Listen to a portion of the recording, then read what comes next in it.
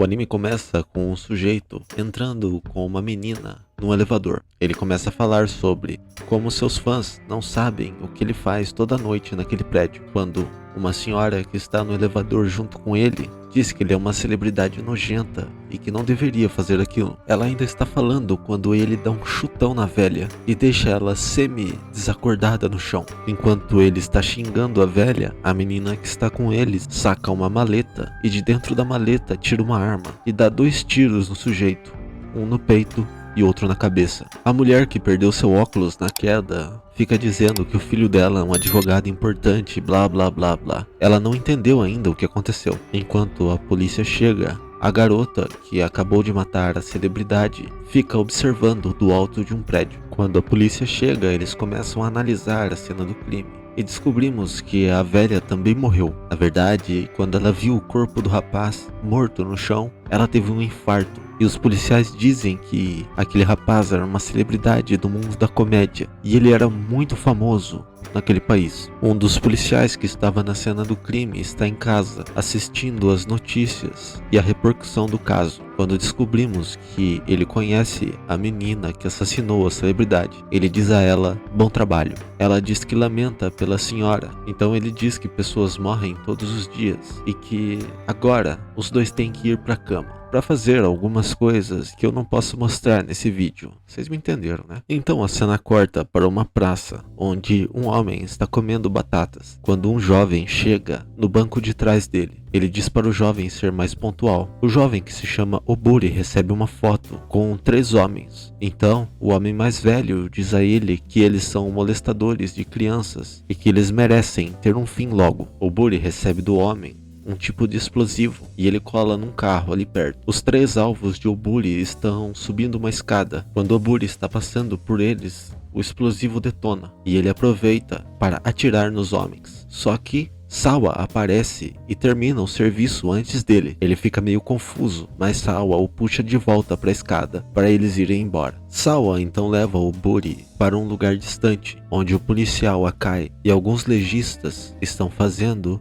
autópsia no corpo dos 3 que foram mortos por Oburi e Sawa. Quando o Oburi diz ao Sr. Akai se ele realmente pensou em sua proposta. Oburi, na verdade, quer sair da organização, mas o Sr. Akai diz a ele que para que ele possa sair ainda vai ter que fazer mais 3 trabalhos. Enquanto Oburi está saindo do prédio, 2 crianças jogam basquete. Uma delas acaba jogando a bola de basquete numa poça d'água e sujando Oburi. Elas então pedem a bola de volta, só que Oburi, quando devolve a bola, saca sua arma e dá um tiro, explodindo a bola. Enquanto isso, Akai e Sawa observam Oburi da janela. Oburi tem um trabalho de fachada numa lanchonete e um belo dia Sawa vai visitá-lo. Sawa parece muito interessada nele, então ela convida ele para comer umas batatas. Enquanto Oburi conversa com Sawa, ela pergunta se ele tem família. Ele diz que não e ela diz que também não. Então ele retruca dizendo, afinal, somos muito parecidos, não é mesmo? Então Oburi fica mais curioso sobre Sawa e pergunta, posso te fazer uma pergunta muito íntima? Ela diz que sim. Então ele pergunta a ela, o que o Akai-san significa para você? Ela responde que ele é o seu guardião. E Oburi diz, somos muito parecidos mesmo. Enquanto conversa com Oburi, Sawa tem um flashback traumatizante. Ela se lembra que foi, na verdade, o Sr. Akai que matou seus pais e depois levou ela, ainda adolescente, para sua casa para abusar dela. E ele faz isso desde então. Oburi então pergunta sobre os brincos de Sawa e diz que ela está sempre usando eles. Ela fica receosa com a pergunta,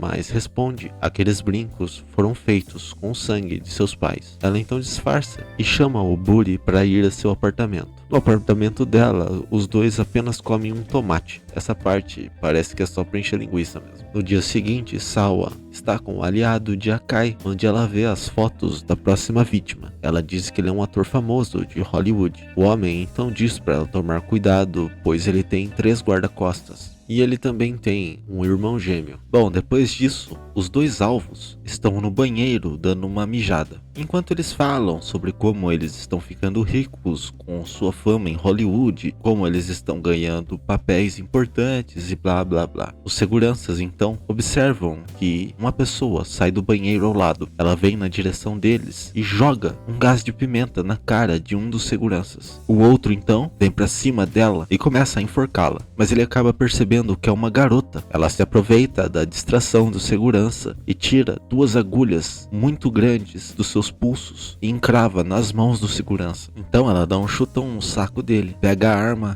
e atira em um dos 2 irmãos. Quando ela tenta fugir, mais um segurança aparece e dá vários tiros nela. Ela revida e acerta um dos tiros na mão do segurança. A bala fica alojada e logo explode quando ele chega à porta do banheiro em que ela se trancou para terminar o serviço. Ela acaba conseguindo atirar primeiro e outro segurança morre. Quando ela vai sair do banheiro, outro segurança aparece. Ele dá uma surra nela e pisa na cabeça, só que ela mais uma vez usa suas agulhas para enfiar no pé do segurança. Enquanto ele se distrai com a dor, ela pula, pega sua arma e acaba de matar o segurança. Mas outro segurança dá um tiro na arma dela. Ele dá mais um tiro nela, mas erra e acaba pegando em um de seus brincos. Então ela tira do bolso uma granada e joga na cara dele. A granada explode e joga o segurança pegando fogo no restaurante ao lado. O banheiro está todo destruído quando ela chega numa enorme cratera aberta pela explosão no prédio. Então ela percebe que está sem seu brinco. Um segurança que estava muito ferido aproveita a brecha e pula com ela de cima do prédio. Enquanto ela cai desesperada, ela tem um flashback. No flashback tem um refém amarrado e ela atira na parede ao lado dele, se recusando a matá-lo. O aliado de Akai então arranca seus brincos e tenta jogá-los no esgoto, mas Akai pega os brincos dela e diz que se ela não o matar, ela vai acabar se juntando aos seus pais. Akai então diz que o refém é um violador de crianças. Então ela pega a arma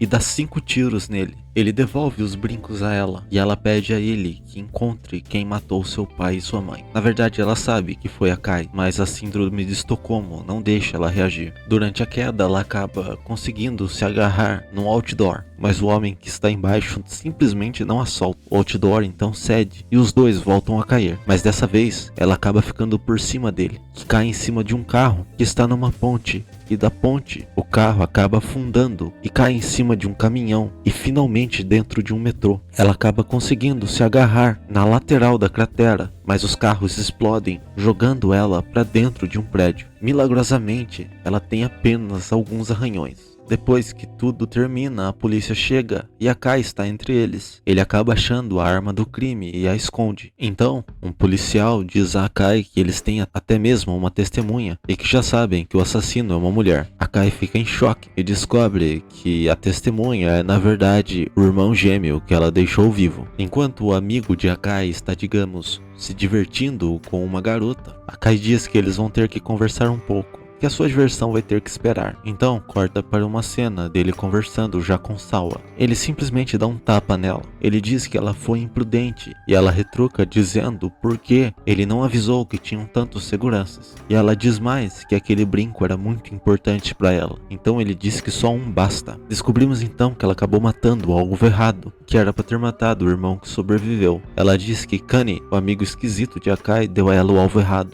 e sai correndo. Ela então vai visitar o Buri. Quando ela chega, o Buri percebe que ela está toda machucada e convida ela para tomar um café.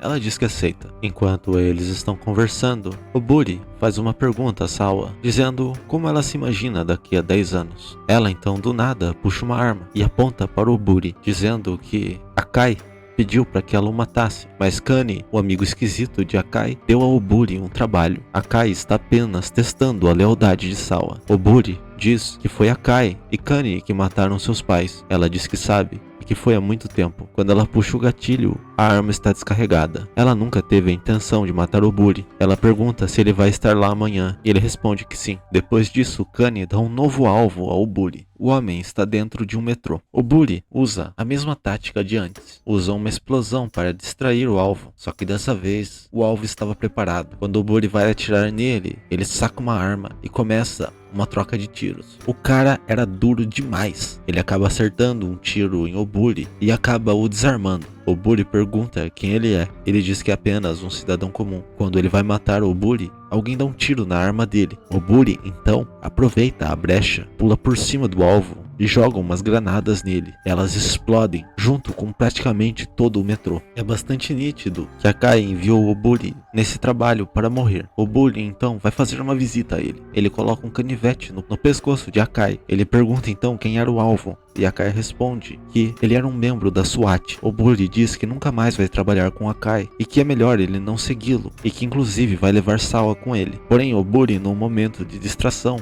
acaba sendo desarmado por Akai. Akai o espanca. Ele grita por Kani e quando Kani chega, tira outro estilete para matar Oburi, mas Sawa acaba o impedindo na hora H. Oburi está bastante ferido e Sawa chega perto dele para ajudá-lo. Akai aproveita esse momento e pega a arma de Oburi e acaba desarmando Sawa. Eles levam então Sawa e Oburi para um quarto. Enquanto Kani segura Oburi, Akai viola Sawa violentamente. Depois, Kani leva Oburi para um cativeiro para que ele seja torturado. Sawa finge não ligar para a situação, mas parece que ela tem algum plano. Akai parece ter total certeza da lealdade e submissão de Sawa. Sawa então vai embora. No dia seguinte, Akai recebe a notícia de que um homem foi morto com 30 tiros no meio da rua. Akai pensa logo que é Oburi, mas quando ele vai ver quem é a vítima, é Kani. Ele fica chocado com a situação e ele descobre que Kani foi morto na mesma rua em que os pais de Sawa foram assassinados. Ele volta então para o cativeiro para dar um fim a Oburi, a fim de machucar Sawa, mas Sawa está lá, esperando ele. Quando ele saca sua arma, Sawa é mais rápida e dá vários tiros nele. Ela diz que esperou esse momento por muito tempo. Finalmente, o assassino e violador, Sr. Akai, está morto. Sawa se livra de seus brincos, enquanto Oburi se livra de suas granadas. Agora os dois podem viver felizes. Porém, quando Oburi está passando por um beco, uma das garotas que estava jogando basquete aquele dia que ele furou a bola deles, está o esperando. Quando Oburi passa, ela dá um tiro nele. Sawa está esperando Oburi em sua casa. Ela diz a seus gatos que o papai vai voltar logo e eles finalmente vão poder ser felizes. Mas isso não acontece. Oburi está morto. E esse é o fim de Kitty. Falou!